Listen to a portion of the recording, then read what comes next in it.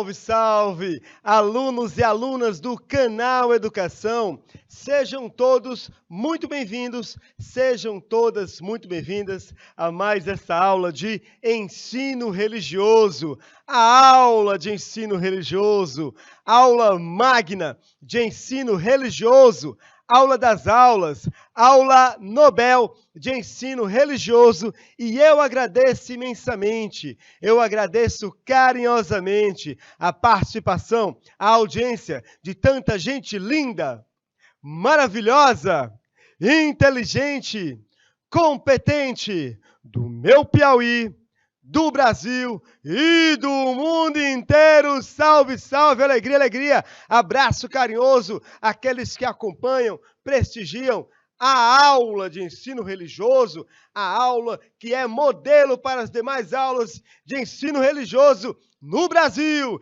E sem perder tempo, sem perder tempo, sem perder tempo, porque tempo é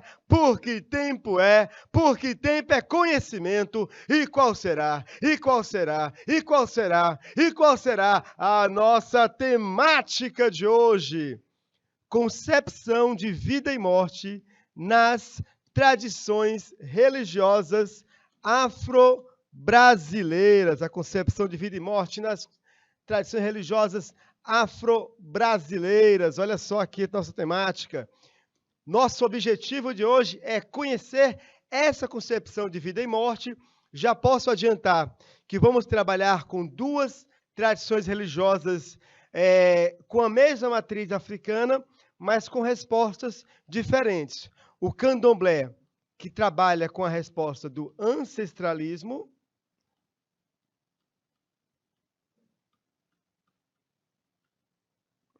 e a umbanda, que trabalha com a resposta para a morte, reencarnação.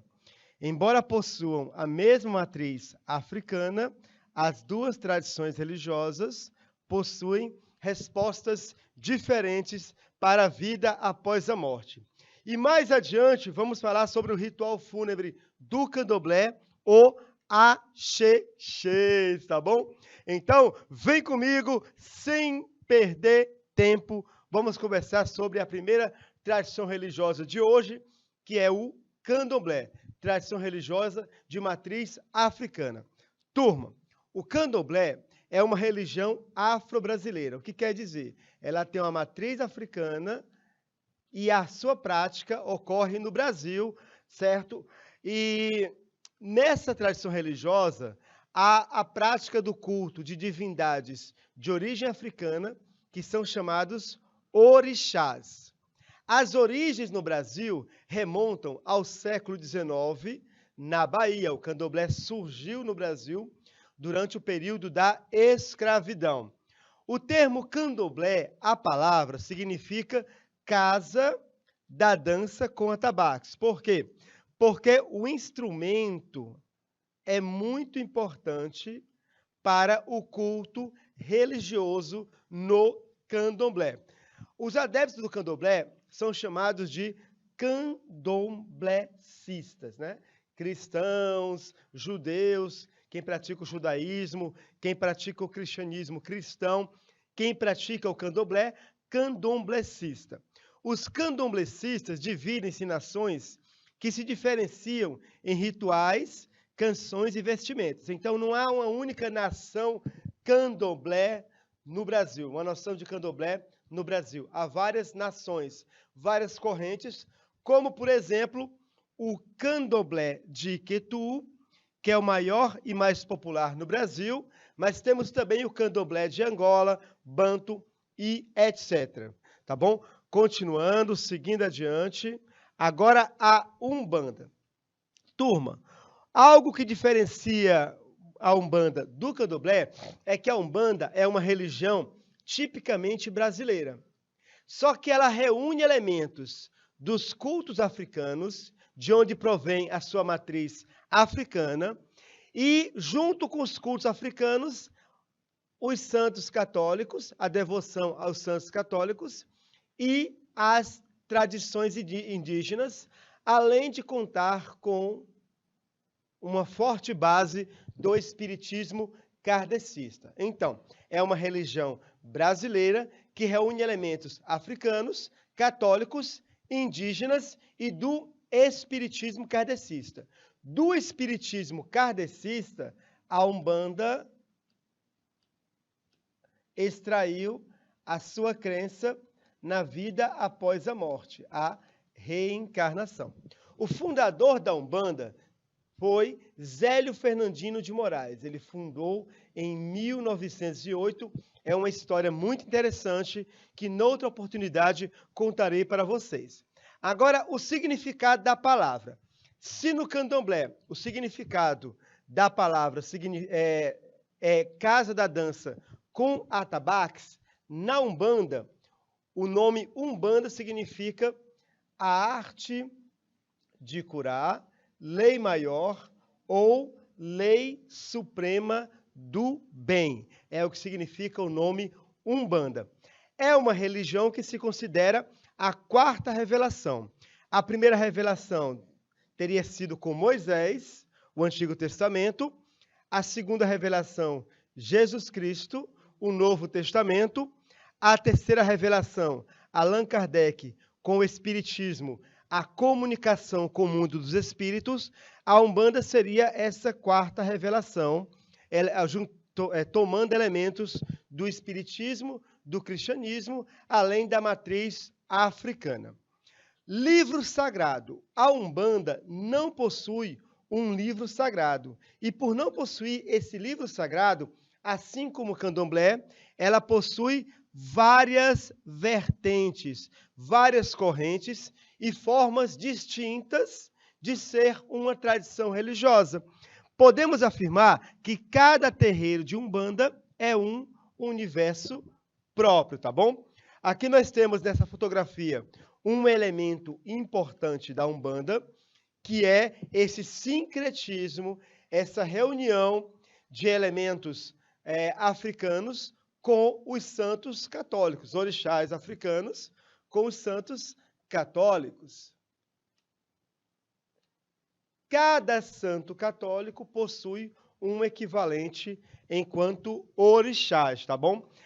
Certa vez, conversando com um líder da Umbanda, ele me explicou que esse sincretismo, essa equivalência entre o santo católico e o orixá era uma forma dos primeiros praticantes da Umbanda driblarem a perseguição policial das autoridades. As pessoas chegavam no centro de Umbanda, viam os santos e consideravam que era um culto cristão, um culto católico. Mas, na realidade, certo, esse movimento religioso sempre é direcionado ao orixá, correspondente ao santo.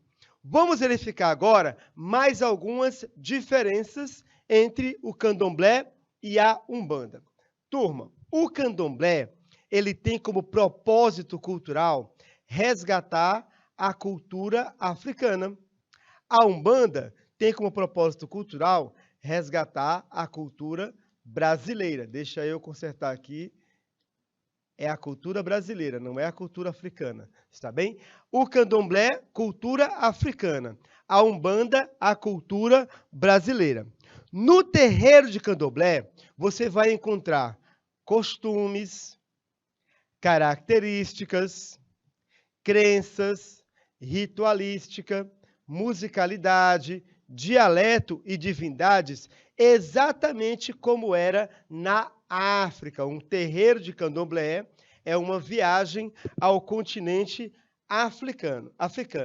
Essas religiões de bases africana, como o candomblé, ela possuem basicamente duas finalidades. A primeira é a preservação do equilíbrio da natureza, a harmonia com a natureza, a comunhão com a natureza e o respeito às gerações passadas, os ancestrais, os antepassados. Então, turma, olha só.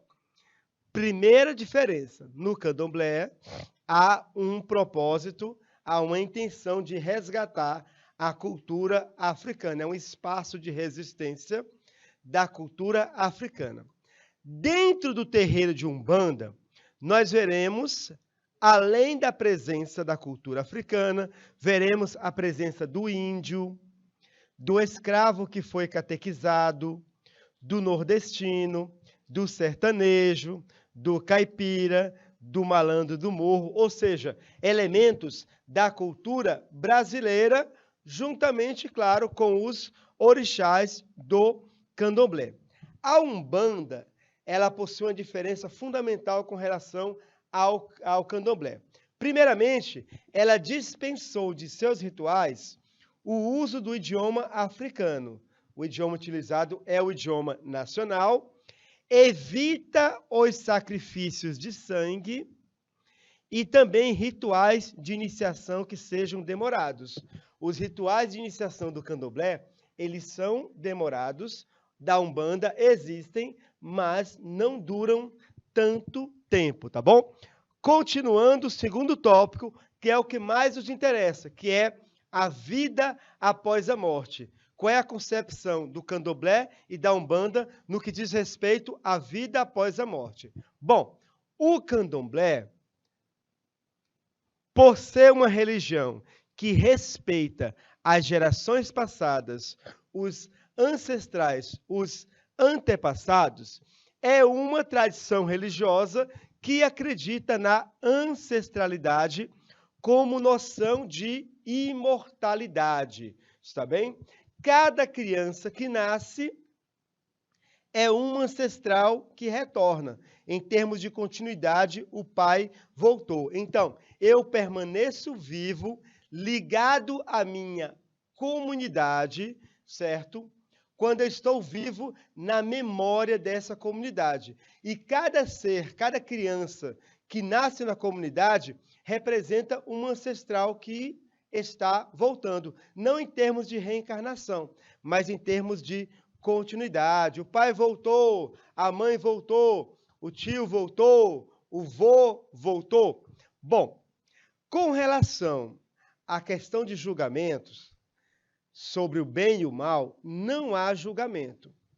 Quando um candomblecista morre, ele acredita que todos vão ao mesmo lugar, chamado Orum, e podem retornar ao Aie, a terra, por ordem de Olodumaré, Olorum. Está bem? Temos também no candomblé a presença do Egum. Egum que significa osso. Alma ou espírito de qualquer pessoa falecida. Qualquer pessoa falecida é um Egum. Iniciada ou não. Os Eguns, eles apresentam-se nos terreiros durante celebrações a eles dedicadas e, eventualmente, noutras celebrações. Nem sempre a presença do Egum é positiva, por isso que alguns adeptos do candomblé, em alguns rituais, usam uma pulseira para afastar a presença de algum Egum que vá atrapalhar.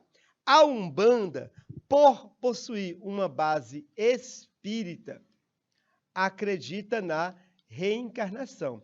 De certo modo, você pode encontrar uma relação entre a crença na ancestralidade e a crença na reencarnação.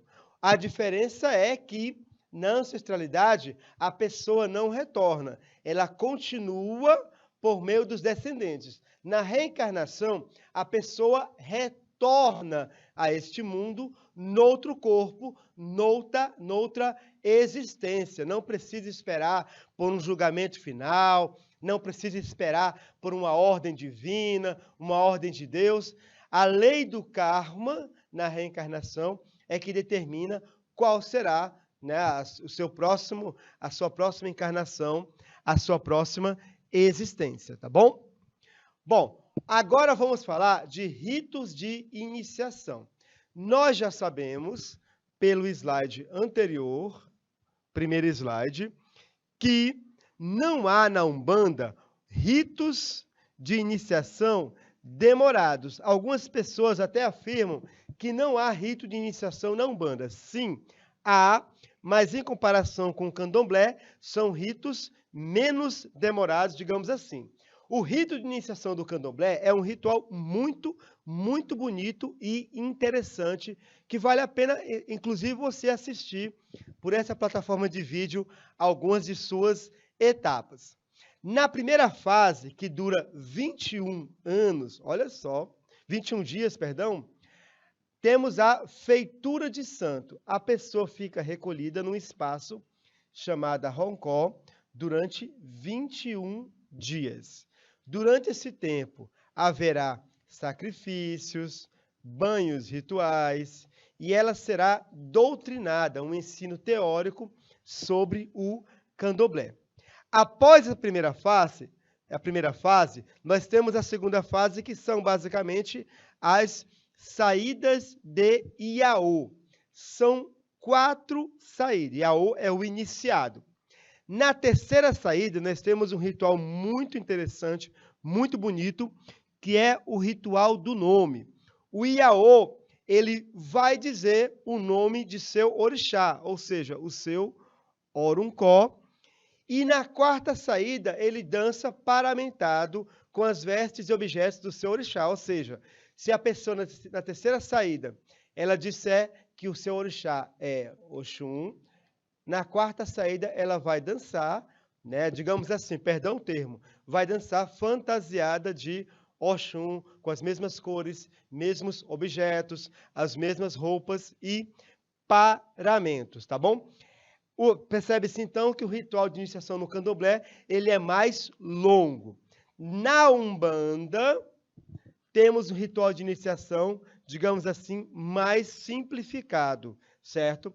Geralmente, não há uma iniciação para um determinado orixá. O que nós temos é o desenvolvimento mediúnico de incorporação. Professor, por que o termo mediúnico? Não se esqueçam que a Umbanda, ela possui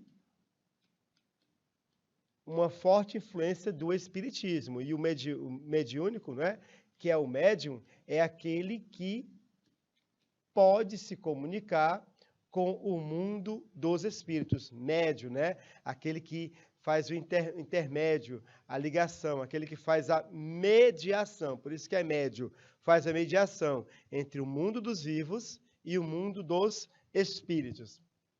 Como todo terreiro é um universo, nós não temos um processo único para afirmar, olha, é dessa forma que ocorre a iniciação na Umbanda. Dessa forma, é desse jeito? Não. Cada terreiro possui as suas especificidades. Mas o primeiro passo é você frequentar o terreiro de Umbanda. Nessa frequência, você vai se identificar com um médium, com um líder que seja médium, e então esse médium, no tempo adequado, ele vai fazer para você um convite para que você participe do corpo mediúnico. Depois tem as etapas, não é? O batizado do médium, ele se consagra a essa casa de Umbanda, um tempo de aprendizado, aprender os princípios da Umbanda e incorporação do guia, o chefe de sua cabeça, tá bom? Então esse é o ritual de iniciação, certo? Só para recordar, para podermos avançar, nós iniciamos essa aula colocando algumas características gerais da Umbanda, do Candomblé, depois passamos para algumas características gerais da Umbanda, e um propósito dessa aula é estabelecermos diferenças entre uma religião e outra, embora as duas possuam raízes africanas. Na questão cultural, o propósito do Candomblé é resgatar a cultura africana, o propósito da Umbanda é resgatar a cultura brasileira. No que diz respeito à vida após a morte, o propósito do Candomblé é a noção de imortalidade sendo a ancestralidade, e da Umbanda a noção de imortalidade ser a reencarnação. E acabamos de conversar sobre o rito de iniciação. No Candomblé ele é mais demorado, na Umbanda nem tanto assim. Agora vamos para o tópico ideia de Deus.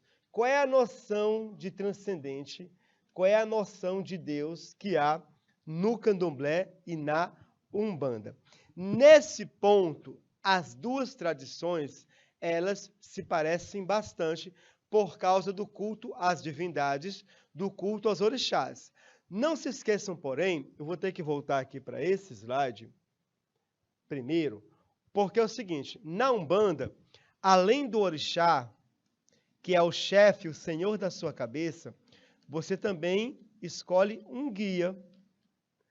Você tem, então, a presença do orixá e do guia. E o guia, ele é representado por esses elementos da cultura brasileira, o índio, o escravo, o sertanejo, o malandro do morro. E esse guia possui nomes, não é? Maria Padilha, possui uma série de nomes que você pode verificar numa aula posterior que teremos só sobre a umbanda, tá bom? A ideia de Deus em ambas as tradições religiosas é o monoteísmo, ou seja, a crença num Deus único. Vamos agora focar nossa atenção no candomblé. No candomblé, o monoteísmo consiste na seguinte ideia: há uma divindade suprema, ela é Olorum, ele é o criador do mundo. Então, Olorum, ele criou o mundo foi criado por ação e vontade de Olorum. Porém, não há culto direto para Olorum. É como se Olorum criasse o mundo e ele permanecesse, certo? Como um criador afastado da criação. Então, professor, como é que é essa ligação do ser humano com Deus se o Criador está, digamos assim, afastado da criação? O culto é mediado. O culto ao Olorum vai ser mediado por divindades que ordenam o mundo e a vida das pessoas, os orixás. Então, o culto ao Olorum ocorre por meio dos orixás. No candomblé, os orixás são forças da natureza e ancestrais divinizados. Além de serem forças da natureza, são os primeiros africanos, os primeiros habitantes da África que foram divinizados. Nesse ponto da aula, eu trago para vocês o que significa a palavra orixá, porque nos slides anteriores eu falei bastante sobre chefe da cabeça, senhor da cabeça. O que isso significa? É justamente o significado do termo orixá, a divindade que habita a cabeça. Ori significa cabeça, Xá significa rei. Então, quando você é iniciado num orixá, ele se torna senhor da sua cabeça. E sendo senhor da sua cabeça, você deve imitar o seu orixá, tanto as qualidades como os seus defeitos. Daqui a pouco veremos isso na questão da ética, tá bom? Na Umbanda, como falei para vocês, a ideia de Deus é semelhante. Há um Deus supremo. Deus criou seres ou energias para auxiliá-lo e reger a terra, os orixás. É uma ideia semelhante à ideia do candomblé. Uma diferença fundamental é que os orixás na Umbanda são elementos da natureza. Sendo assim, o culto aos orixás é um culto à criação de Deus, à natureza. Na Umbanda, cultua-se apenas 9 orixás. Nós temos centenas de orixás no mundo. No Brasil, são cultuados cerca de 20, um pouco mais de 20 orixás. Mas 12 ou 13 têm mais presença, tá bom? Na Umbanda, esse número, digamos assim, não sei se posso falar isso, mas vou falar, é um número fechado. São 9 orixás: Oxalá, Iemanjá, Oxum, Iansã, Xangô, Egum, Oxóssi, Nanã, e Omulu. São os 9 orixás que são cultuados na Umbanda. Os mais populares, geralmente vejo muito culto a Iemanjá, Oxum, Xangô e Oxóssi.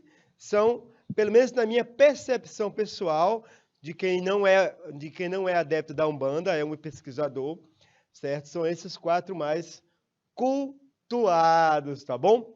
Vamos agora a mais um tópico, o tópico dos ritos e dos rituais. Não se esqueçam de um detalhe. O candomblé visa resgatar a cultura da África. A Umbanda visa resgatar a cultura brasileira. E a Umbanda possui um forte elemento do espiritismo. Esses detalhes farão diferença, né, no que diz respeito aos ritos e aos rituais. Turma, candomblé. Como são as vestes dos praticantes do candomblé? As vestes são coloridas, com símbolos dos orixás. Na Umbanda, basicamente, as vestes são de cor branca. Podemos voltar, olha só, para esse slide inicial, que a gente verá, certo? A predominância das cores dos orixás, os orixás que são cultuados, participantes. Aqui certamente é um culto da Umbanda, não do candomblé, nesse primeiro slide. Continuando, por causa da cor branca, tá certo? Turma, continuando. No que diz respeito ao candomblé, durante o culto, nós temos cânticos em línguas africanas. Por quê? Porque o propósito é resgatar a cultura africana. Esses cânticos, eles são acompanhados por instrumentos musicais que são tocados por iniciados do sexo masculino. No que diz respeito à Umbanda, os cânticos são cantados em português e o acompanhamento é por meio de palmas, tá bom? E os atabaques, os instrumentos, eles podem ser tocados por adeptos de qualquer sexo. Olha só, temos aí 2 diferenciações interessantes. Voltando ao candomblé. No culto do candomblé, há uma louvação aos orixás que fazem a mediação do culto a Olorum. Você cultua Olorum por meio dos orixás. E essa louvação, ela vai ser mediada pelos chefes religiosos, babalorixás e ialorixás. O culto termina com um jantar feito com alimentos sagrados, a comida dos orixás. Não pode ser qualquer comida, não pode ser qualquer alimento, tem que estar direcionado ao orixá. Numa aula posterior sobre o candomblé, veremos qual é a comida preferida desse ou daquele orixá. Voltando para a Umbanda, indo agora para a Umbanda. Já sabemos que na Umbanda há uma predominância do uso das vestes brancas. Os cantos são português, acompanhados de palmas, e os atabaques tocados por pessoas de qualquer gênero, qualquer sexo. Bom, durante o culto da Umbanda, os médiuns incorporam as entidades, dão passes e consultas aos participantes do culto. Então, o culto da Umbanda, ele vai se aproximar nesse sentido do espiritismo kardecista, porque há uma incorporação. No candomblé, essa incorporação, ela está em meio ao ritual, certo? Em meio à louvação aos orixás, como forma de se comunicar com o Olorum. Na Umbanda, essa incorporação de entidades serve para quê? Para dar os passes aos presentes, participantes, e também consultas, certo? Numa aula posterior, veremos como são esses passes e essas consultas na Umbanda. é um ritual muito interessante, está bem? Vamos à nossa primeira questão, faltando meia hora para a aula acabar. Olha quanta coisa a gente já viu em meia hora de aula. Mergulhamos na cultura religiosa das tradições de matriz africana. Vamos agora ver, certo, esse primeiro item da aula.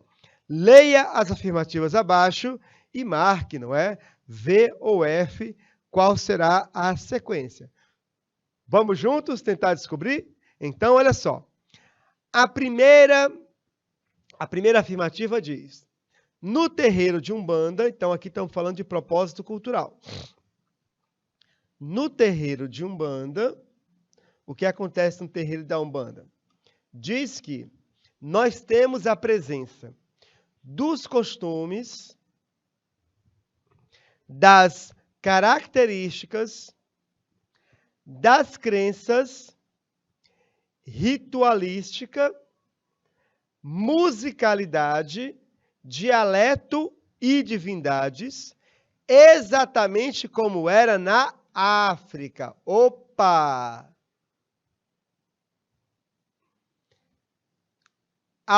O propósito da Umbanda é resgatar a cultura africana ou a cultura brasileira? Vamos voltar àquele slide para a gente tirar essa dúvida. O primeiro slide, propósito cultural. Ó.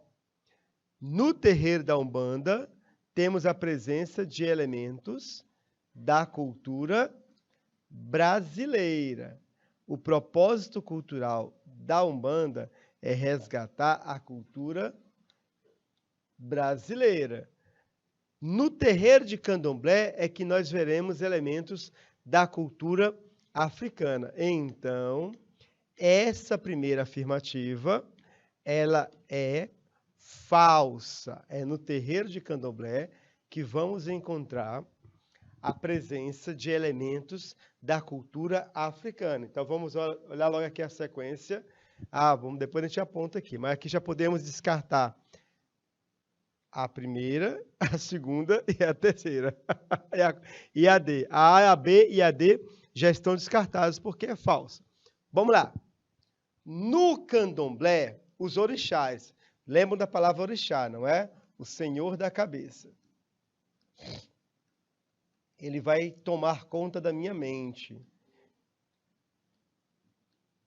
Essa ideia de que Deus toma conta da mente, ela não é exclusiva do Candomblé. O próprio cristianismo também, não é? Toma minha mente, toma meu coração. Você oferecer seus órgãos biológicos, suas vontades, o seu temperamento a Deus ou aos deuses, ele é um elemento presente em várias religiões. Você falar, Senhor da cabeça, Senhor da cabeça. E o cristão que diz que dá o coração para Deus, não é? Tem que tomar muito cuidado com a visão preconceituosa que nós temos. Se eu posso dar meu coração a Deus no cristianismo, o adepto do Candomblé da Umbanda também pode oferecer a sua cabeça. Qual é o problema? Tá bom? Então, no Candomblé, os orixás são forças da natureza e ancestrais divinizados. Verdade. No Candomblé, eles tanto são forças da natureza, como são também ancestrais, os primeiros africanos que foram divinizados por seus méritos. Vamos para a terceira. A Umbanda dispensou, olha que interessante aqui. Vamos lá, olha aqui. A Umbanda dispensou o quê? O uso de idiomas africanos. Ela evita os sacrifícios de sangue e também rituais de iniciação demorados. Ó, a palavra-chave aqui é esse termo aqui que eu vou marcar com outra cor. Umbanda. E aqui, ó, dispensou, ou seja, não utiliza o quê? O uso de idiomas africanos. O propósito da Umbanda é o quê? É resgatar a cultura brasileira, valorizar a cultura brasileira. Então, ela não, certo? Ela não utiliza em seus rituais o idioma africano, ela vai usar o idioma brasileiro. Então é verdade, não é? A terceira é verdadeira. Vamos olhar aqui a resposta. Letra C, 2 e 3. Para você que acertou, para você que acertou, para você que acertou, eu só posso dar outra nota, uma nota, e essa nota é aquele 10. Com louvor! Maravilha, maravilha! Que coisa linda! Que coisa bela! Pode comemorar! Dimensão ética. Turma, o candomblé e a umbanda possuem noções diferentes de ética, embora tenham a mesma essência.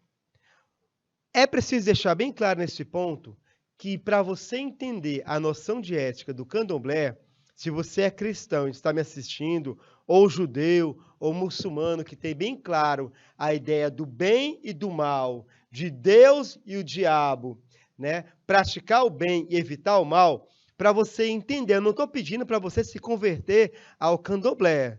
Eu estou pedindo para você, nesse exato momento, certo?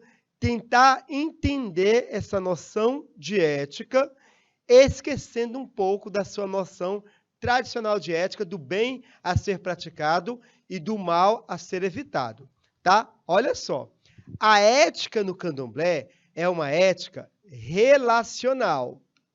Ah, professor, na relação com meus irmãos, amar ao próximo como a si mesmo é relacional. Não, não é relação com o próximo, com a pessoa. Ela é relacional em relação ao orixá. É o seu orixá que vai definir, certo, a tua vivência ética no candomblé. Não existe uma ideia de pecado, não há uma ética de valores ou princípios. A distinção entre o bem e o mal depende da relação entre o seu seguidor e o seu orixá. Professor, eu não entendi. Presta bem atenção na letra A. Volto a falar. Tenta entrar no universo do candomblé agora para entender. Não dói. Entender não dói. Mente aberta não dói. Conhecimento não dói. O que dói é a intransigência. Olha só. Cada pessoa, ela tem um orixá que é o senhor da sua cabeça. Então, alguns têm Oxum, outros Oxóssi, outros Iemanjá. Esse orixá, ele é o dono da tua mente. E você tem que imitar os traços de personalidade e as tendências de comportamento do seu orixá. Você vai herdar. Se você se seu orixá é Iemanjá, você vai herdar, os traços de personalidade e as tendências de comportamento de Iemanjá. Só que tem uma questão. Você pode tanto imitar as qualidades, como também vai incorporar os defeitos.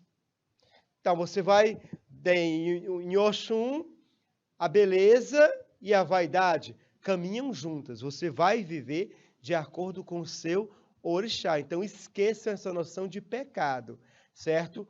Quanto melhor eu vivenciar minha relação, quanto mais íntima, for minha relação com o meu orixá, eu estou sendo um bom praticante, tá certo? Percebe então, porque muitas pessoas confundem, não é? Veio um adepto do candomblé e dizem, é uma má pessoa. Não, ele está vivendo de acordo com o seu orixá.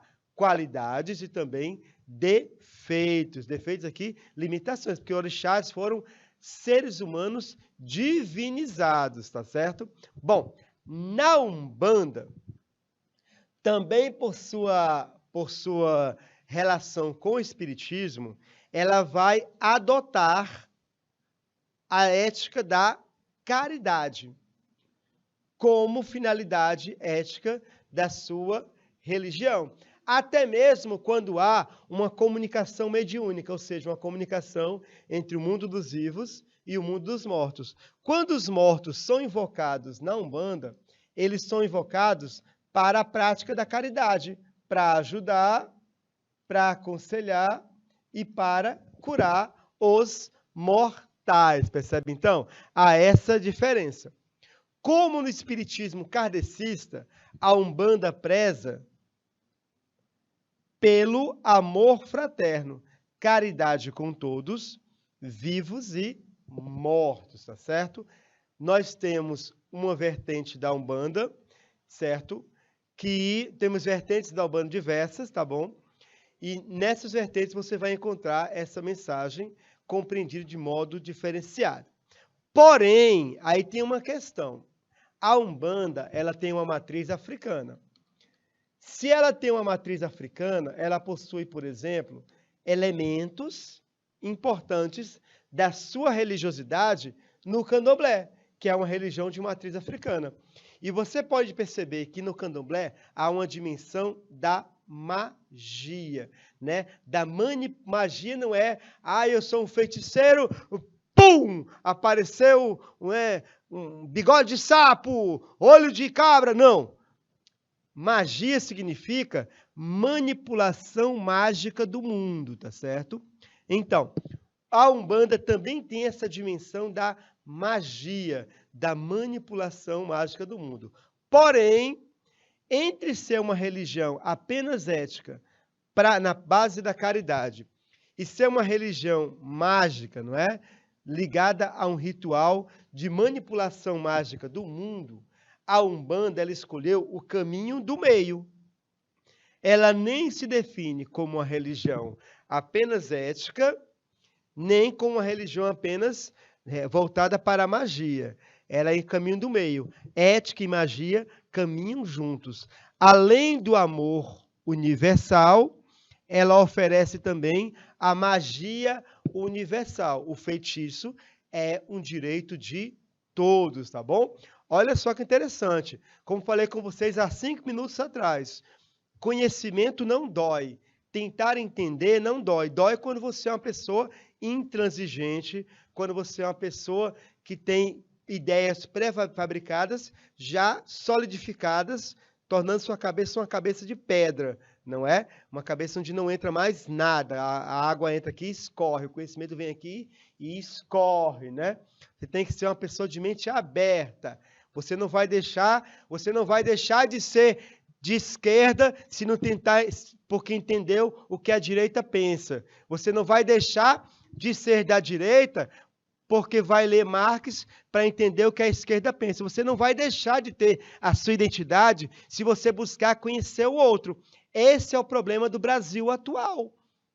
As pessoas se fecham na sua bolha, se fecham no seu mundo e se recusam a conhecer o outro. Conhecer não dói. Eu tenho minhas convicções políticas, eu tenho minhas convicções religiosas, sou evangélico, pentecostal, e para mim não tem nenhum problema entender o candomblé e a umbanda. Não é minha prática religiosa, mas entender, compreender, né? Buscar o entendimento do outro, conhecer melhor como o outro pensa, não dói. Dói em cabeças de pedra, que está cheio no Brasil, né? O Brasil, que era o país do carnaval, tornou-se o país da intolerância e dos cabeças de pedra, certo? É uma pena em que nosso país se transformou em tão pouco tempo, porque quando eu era mais jovem, na década de 90, e criança, na década de 80, o Brasil não era assim um país tão intolerante. Ele tornou-se de 10 anos para cá,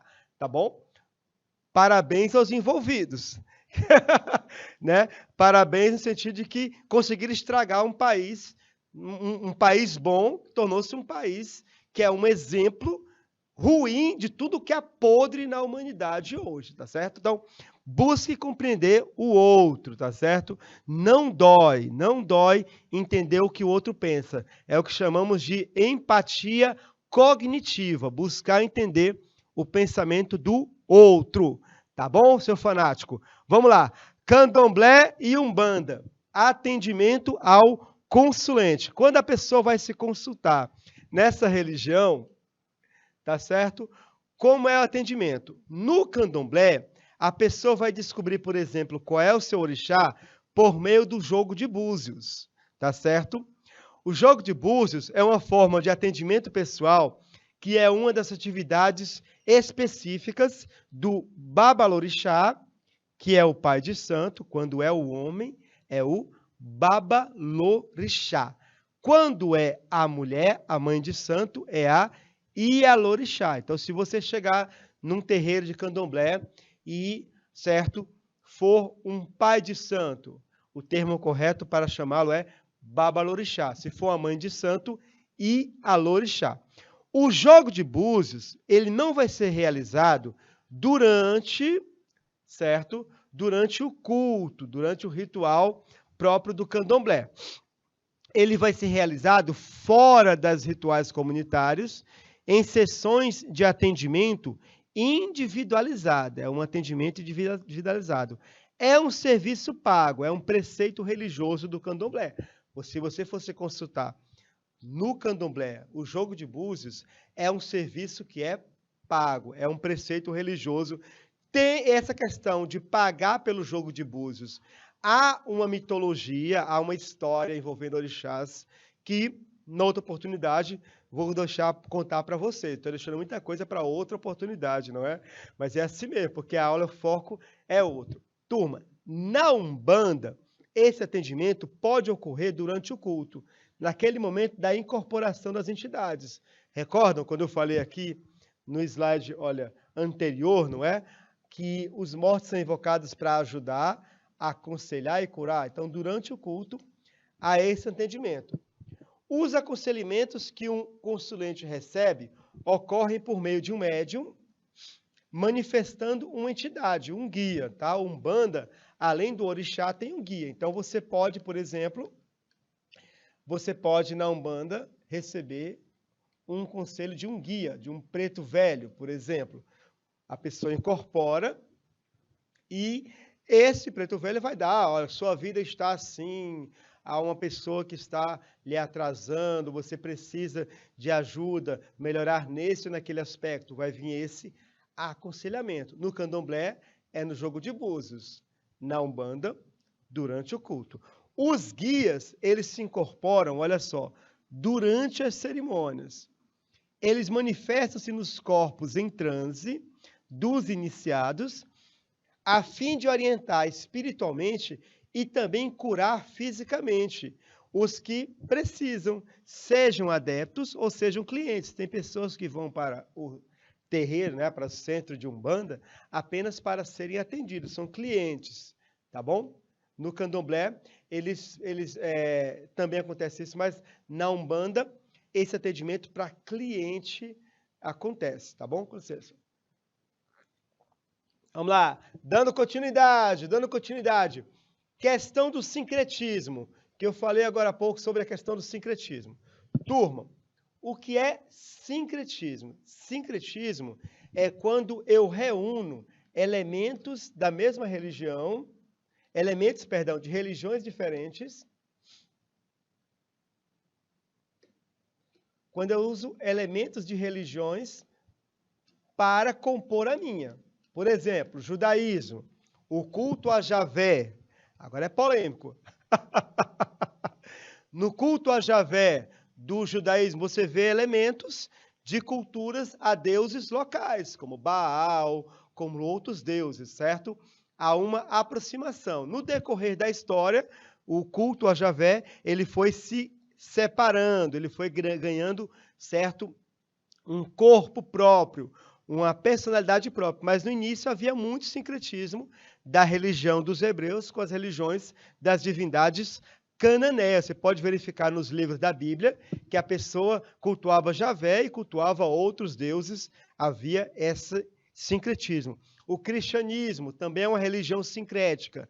Tem elementos do judaísmo presentes no cristianismo. Então, quando eu tenho elementos de uma religião, pego elementos de uma religião para compor a minha, já acontece um sincretismo, tá certo? No candomblé, não há sincretismo com elementos do cristianismo católico, do espiritismo ou da tradição indígena. O candomblé é uma religião, certo? Em que não há um sincretismo religioso, está bem? Com nenhuma espiritualidade, organização religiosa fora da África. O sincretismo vai ocorrer com as religiões africanas. No candomblé você vai ver elementos de várias, né, espiritualidades africanas. Na Umbanda, certo? Nós temos o sincretismo. A Umbanda vai utilizar, por exemplo, uma base espírita kardecista. Dessa base espírito kardecista, ela vai retirar, por exemplo, a crença na reencarnação e a ética da caridade. Da Igreja Católica, a relação entre os santos católicos e os orixás, por exemplo, Oxóssi e São Sebastião. Da religiosidade indígena, vai extrair o culto, né, a comunhão com a natureza. E do candomblé, o culto aos orixás. A Umbanda é uma religião bastante sincrética, tomando elementos de várias religiões. Segunda questão. Qual é o princípio ético da Umbanda, não é? Qual é o princípio ético da Umbanda? Ética relacional, amor e reciprocidade, defesa da vida, caridade universal, justiça e paz. Para a gente poder avançar, nem vamos perder muito tempo na resposta. Caridade universal, vivos e mortos, sem deixar de lembrar que, certo, o caminho do meio, a magia também faz parte. Para você que acertou, aquele 10 com louvor. Maravilha, maravilha. Coisa linda, que coisa bela. Pode comemorar. Nesses 8 minutos finais de aula, vamos ver o axexê, que é um ritual fúnebre do candomblé. Olha só, temos ainda algumas coisas interessantes para vermos sobre o axexê. Tá? O candomblé é uma religião de transe. As pessoas entram em transe durante o culto, os candomblecistas. Por isso, durante o ritual do axexê, que é um ritual funerário, várias divindades participam ativamente. Especialmente os orixás que são associados à morte e aos mortos, ocupando, nesse caso, Oiá ou Yansan, um lugar de destaque. Yansan é considerada o orixá encarregado de levar os mortos para o Orum. Então, quando você morre, quem vai levar para o Orum, para o céu, é Yansan. Segundo o mito, Yansan criou o axexê para homenagear um falecido querido. Aí, nesse ponto aqui, eu abri um parênteses. Lição para o estudo de todas as tradições religiosas da humanidade. O rito que você pratica nasceu de um mito. Exemplo, a Paixão de Cristo é um mito, né? Ele nasceu, a encenação da Paixão de Cristo nasceu do episódio da Paixão de Cristo. A missa católica, ela é, certo, uma sistematização dos discípulos de Emaús, certo? Se você recordar dos discípulos de Emaús, o mito dos discípulos de Emaús, o mito aqui não é negativo, mito significa origem, certo? Nós temos os ritos iniciais de uma missa católica, eles estão conversando, Jesus chega e começa o rito da palavra, ele explica as escrituras. Logo após as escrituras, Jesus, né, os discípulos de Emaús convidam Jesus para uma ceia, o rito eucarístico, e ao final, os discípulos de Emaús voltam para a comunidade para anunciar que Jesus ressuscitou. Os ritos finais. Então, a missa católica ela tem essa base nos discípulos de Emaús. O rito sempre vai nascer de um mito. A palavra mito é relacionada com as origens, tá bom? Não é quando você fala uma besteira e diz que lacrou, não, tá certo? Vamos lá. Axexê, rito fúnebre do candomblé. O rito é realizado num período de 7 dias.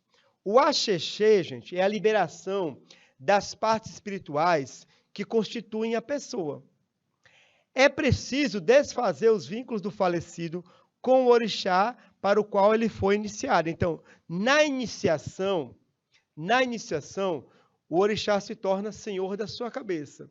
No axexê, certo? Ele vai deixar de ser. Vai ser feita, né, uma separação, uma liberação, certo? Vai desfazer o que tinha sido feito na feitura de santo, sendo uma inversão. A liberação do orixá protetor do corpo da pessoa, tá certo?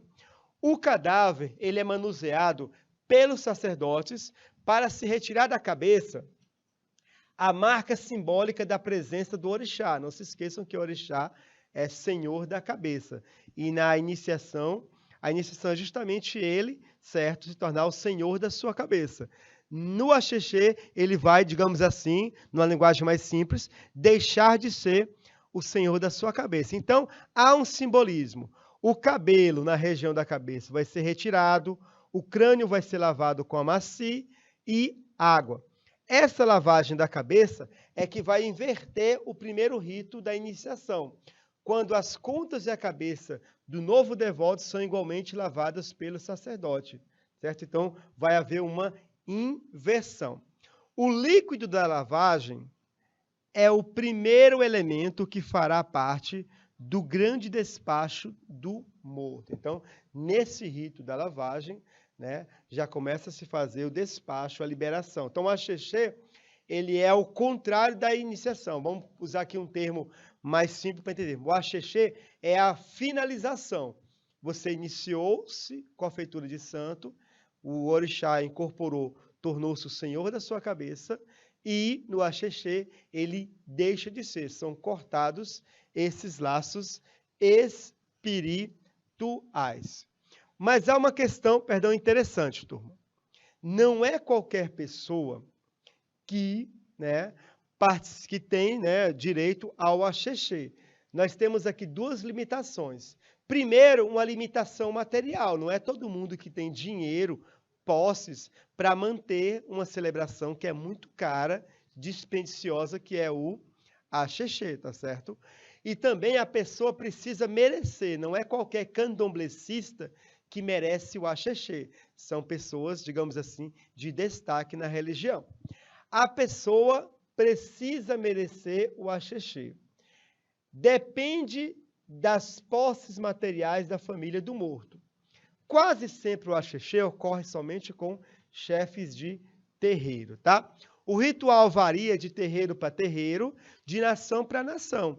Apesar dos cânticos e danças, o clima é triste. Não são usados atabaques, em seu lugar são usadas cerâmicas que produzem um som abafado e o gam, que é o agogô com uma cam, né, apenas uma bolinha de ferro, digamos assim. Todos os participantes vestidos de branco, que é o símbolo do luto, usam pulseiras de palha trançadas e firmemente amarradas para o quê? Para se proteger da aproximação dos eguns. Então, percebe mais uma vez, como eu falei no início da aula, a aproximação do egum pode ser positiva, mas também pode ser negativa! Chegamos ao final da aula, gente, que aula espetacular! Conhecimento sobre tradição religiosa afro-brasileira, sempre é bom conhecimento, sempre é bom aprender, não se orgulhe da sua ignorância, tá bom? Revisão, turma. Olha só, hoje falamos sobre o candomblé, que é uma religião afro-brasileira, certo? Cujo propósito é resgatar a cultura africana. Como o foco das nossas aulas é a noção de imortalidade, o candomblé tem como noção de imortalidade a ancestralidade. Falamos também sobre a Umbanda, uma religião brasileira com raízes africanas, que reúne elementos de cultos africanos, santos católicos, tradições indígenas e o espiritismo kardecista.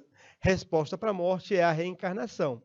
Durante a aula, vimos mais diferenças entre o candomblé e a Umbanda, em vários aspectos, e terminamos a nossa aula falando sobre o axexê, uma cerimônia ritual fúnebre do candomblé, que é a liberação de partes espirituais que constituem a pessoa. Nessa celebração, vai ser feita a inversão da iniciação do candomblé. Na iniciação, o orixá torna-se senhor da sua cabeça, no axexê, certo? Ele deixa de ser o senhor da sua cabeça e protetor. Mais uma questão aqui, fica para casa, olha só. Turma, perdão.